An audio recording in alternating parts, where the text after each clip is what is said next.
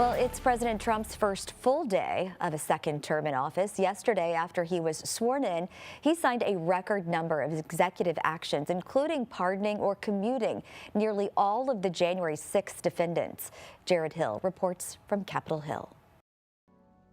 President Donald Trump attended a prayer service at the National Cathedral Tuesday, one day after claiming divine intervention is why he survived an assassination attempt last summer. I was saved by God to make America great again.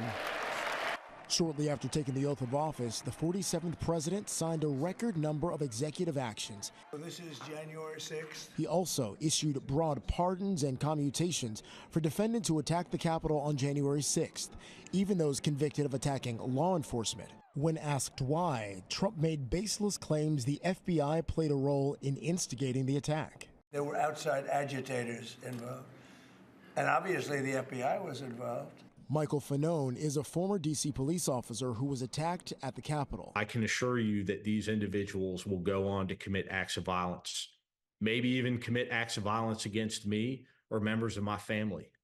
Trump issued a host of executive actions on his first day in office, including pulling the U.S. out of the Paris Climate Accords and making an effort to end birthright citizenship, even though it's a constitutional right.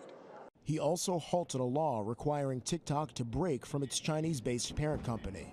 The U.S. should be entitled to get half of TikTok. And he designated drug cartels as terrorist organizations. I, Marco Rubio, do solemnly swear. Do solemnly swear. Tuesday morning, Vice President J.D. Vance swore in former Florida Senator Marco Rubio as Secretary of State, the first Trump cabinet pick to start his new job. Jared Hill, CBS News, Capitol Hill. In a social media post late last night, Trump said that he is firing more than 1,000 political appointees from across the government. It's not unusual for appointees to be let go when a new administration comes in, but normally they wait until new officials are ready to take over.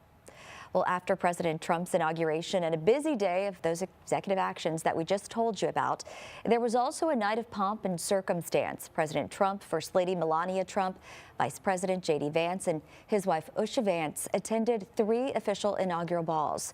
The first couple spent part of their evening at the Commander-in-Chief Ball aimed at honoring members of the armed services, where Rascal Flatts performed while Nelly turned up the heat at the Liberty Ball.